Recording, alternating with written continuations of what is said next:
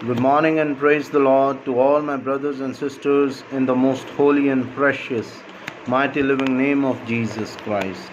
Amen.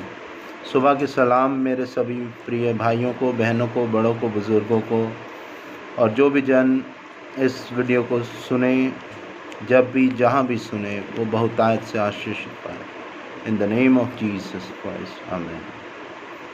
आज का पवित्र कलाम हमने निर्गमन चैप्टर 33 वर्स 14 till 17 लिया है। परमेश्वर का पवित्र कलाम यूँ कहता है, यहोवा ने कहा, मैं आप चलूँगा और तुझे विश्राम दूँगा।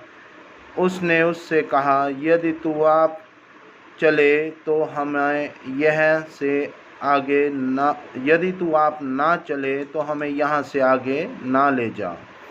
यह कैसे जाना जाए कि तेरे अनुग्रह की दृष्टि मुझ पर है और अपनी प्रजा पर है?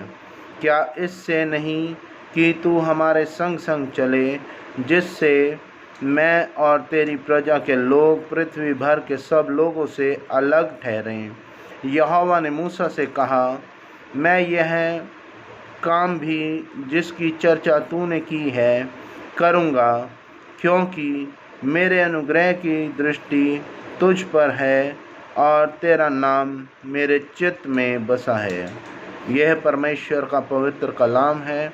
इसके पढ़े और सुने जाने पर आशीष हो। आमीन। आज का पवित्र कलाम में परमेश्वर पिता यहोवा परमेश्वर यूँ कह रहे हैं कि मैं, यहोवा ने कहा, मैं आप चलूँगा और तुझे विश्राम दूँगा।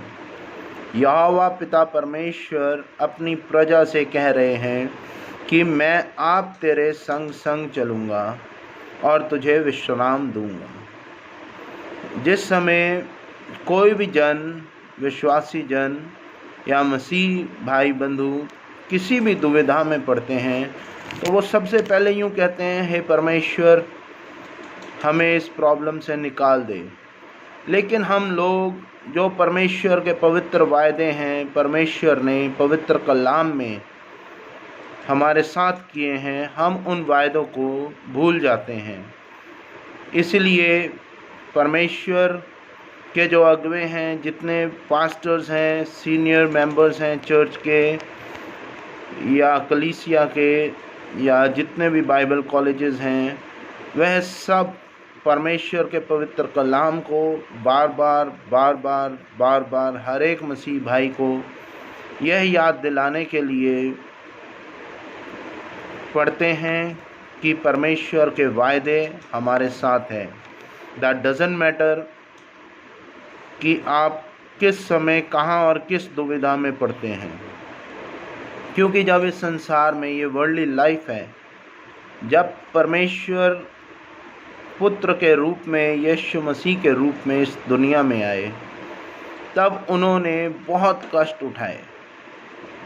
किस लिए वह कष्ट उठाए? उनके पास पूरी दुनिया को ख़त्म करने का या बहुत से भी बहुत अच्छा, हमारी सोच से भी परे अच्छा बनाने का आशीष थी परमेश्वर के पास। तो परमेश्वर की आशीष के द्वारा, जब परमेश्वर के हुक्म, परमेश्वर पिता के हुक्म के द्वारा परमेश्वर यीशु मसीह एक पुत्र के रूप में संसारिक ज़िंदगी में आए, पूरी दुनिया के पापों को अपने ऊपर लेने के लिए, उस समय जब वह क्रूसीफाई हो रहे थे, इतना अटूट विश्वास के साथ परमेश्वर ने अपने पिता को कहा कि प्रभु, अगर हो सके तो ये प्याला मेरे मुंह से हटा दे। तब परमेश्वर ने अपने परमेश्वर पिता से रिक्वेस्ट करी। उन्होंने जो परमेश्वर का हुक्म था उसको बाकायदा माना और उसमें किसी भी तरह का इफ़ एंड बट नहीं आया। तो हमारी वर्ल्डली लाइफ में जब हमारे पे एक बहुत ही नॉमिनल सी कोई प्रॉब्लम आ जाए, एक झरीट लग जाए, एक छोटी सी चोट लग जाए, तो हम बोलते हैं कि ये कैसे हो गया, ये क्यों हो गया, या हमारा नुकसान क्यों हो गया। जब हमें परमेश्वर की आशीष के द्वारा, ये मैंने अभी लेटेस्ट एक स्टडी कर रहा था मैं, गुरबानी में ज़फ़रनामाज़ हैं, उसके अंदर जब ज़फ़रनामाज़ मैंने पढ़ा, उसमें गुरु गोबिंद सिंह जी परमेश्वर से कह रहे थे और अपने दासों को ये बता रहे थे कि जब परमेश्वर, द गॉड, यहोवा परमेश्वर, पूरे संसार का रचने वाला, जब आपको खुशी देता है तब आप बहुत अच्छे से उसको कबूल करते हैं, और मैक्सिमम टाइम ऐसा होता है कि आप उस समय परमेश्वर का शुक्रगुजार नहीं करते। आपके वर्ल्डली लाइफ में थोड़ा सा भी कष्ट जब आपकी ज़िंदगी में आता है, तब आप परमेश्वर को कोसने लग जाते हो। आप कहते हैं, हे प्रभु ये क्या हो गया, ये नुकसान क्यों हो गया मेरे बिजनेस में, मेरी जॉब में, या मेरी लाइफ में। गाड़ी का एक्सीडेंट क्यों हो गया, स्कूटी का एक्सीडेंट क्यों हो गया, या टू व्हीलर का एक्सीडेंट क्यों हो गया। और जब वो परमेश्वर आपको बोलता है, आपको बहुत आयत से आशीषित करता है, और उस समय जब आपको वो गाड़ी वर्ल्डली ज़िंदगी में खरीदने की आपकी हैसियत बनाते हैं परमेश्वर, तब हम परमेश्वर को शुक्रगुजार नहीं करते। और जब थोड़ा सा भी कष्ट आ जाता है, हम बोलते हैं, प्रभु ये क्यों हो गया, हम तो तेरे विश्वासी हैं, हम तो तेरा वचन रोज़ पढ़ते हैं। हम उस समय यह भूल जाते हैं कि जब इतने महान ज्ञानी लोग, परमेश्वर के नबी लोग जब इस दुनिया में आए, तब उनके ऊपर इतने कष्ट पड़े, लेकिन वो विश्वास में अटूट रहे, और उन्होंने एक बार भी अपनी ज़िंदगी में ये नहीं कहा कि प्रभु ये कष्ट तूने मेरी ज़िंदगी में क्यों भेजा। उन्होंने ये कहा कि प्रभु जो तेरी मर्ज़ी है, उसके द्वारा हमें जो मिला है हमें स्वीकार है। और उसी विश्वास के साथ और उसी अंडरस्टैंडिंग के साथ आज भी पूरी दुनिया में हर एक नबियों का, गुरुओं का इतनी ज़्यादा रिस्पेक्ट के साथ नाम लिया जाता है। तो आगे परमेश्वर को मूसा ने सवाल किया, उसने उससे कहा, यदि तू आप ना चले तो हमें यहाँ से आगे ना ले जा।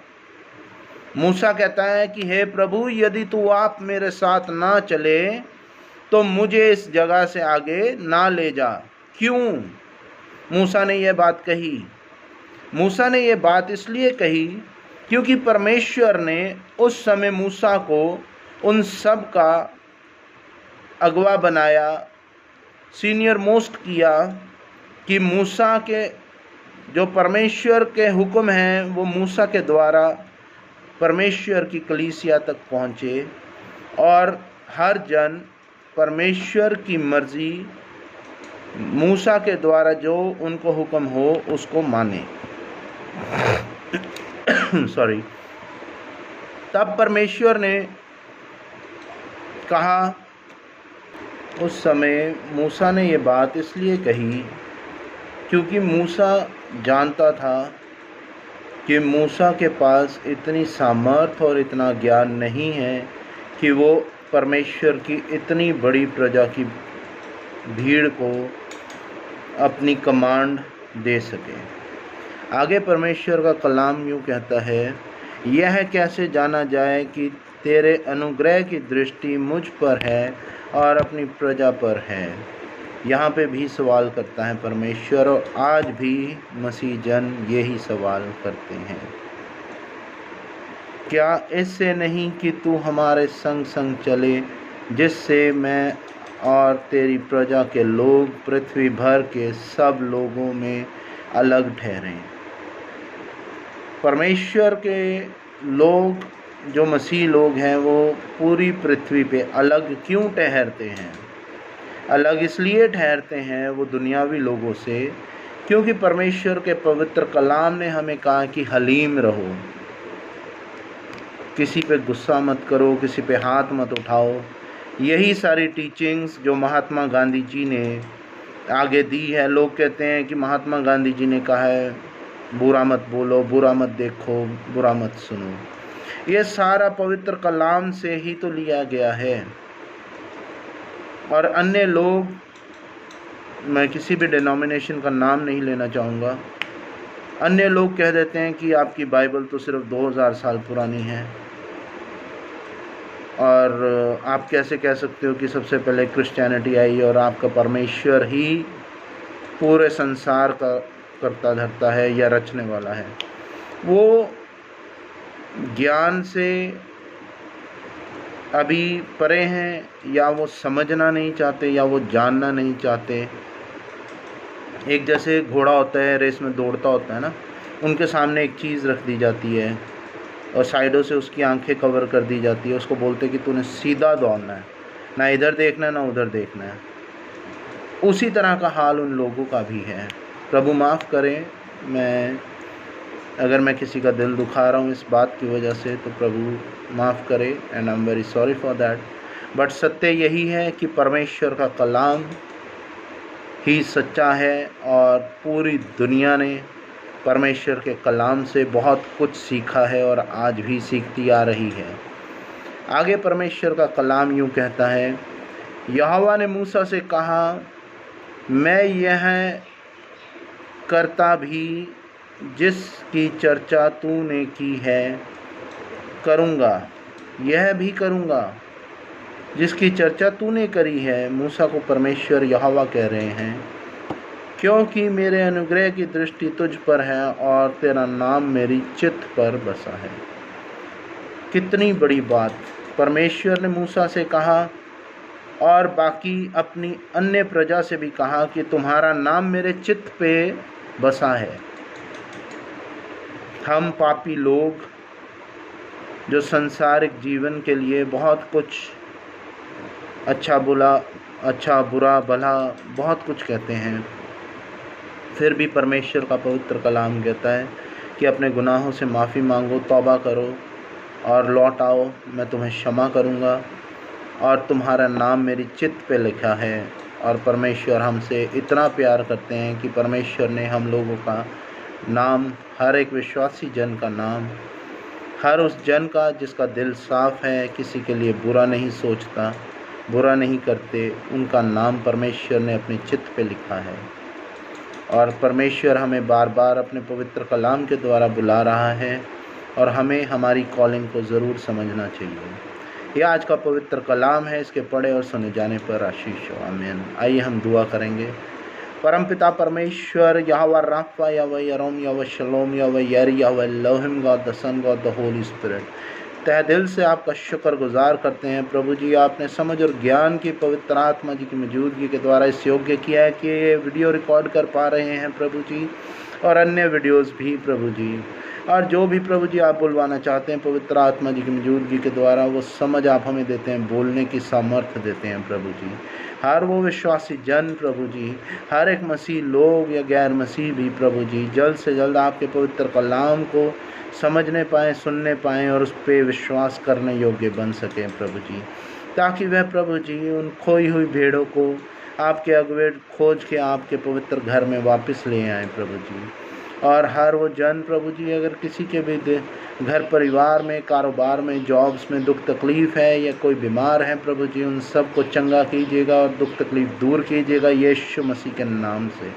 I cover me and my family member, every family member with the power and the blood of Jesus Christ. Bless our, I cover every believer, pastor, preacher with the power and the blood of Jesus Christ. Bless all of us are going out and coming in with the presence of Holy Spirit of peace, protection and warrior angel wisdom and knowledge, with a very good health and a long lasting life.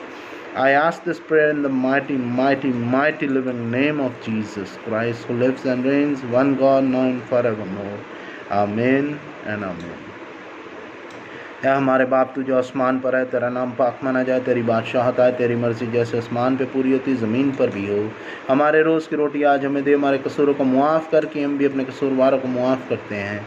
हमें आजमाइश में न पड़ने दे, बल्कि बुराई से बचा, क्योंकि बादशाहत, कुदरत और जलाल हमेशा से लेकर हमेशा तक आप ही का है। In the mighty living name of Jesus Christ, I give you thanks and praise always and forevermore. Amen and amen.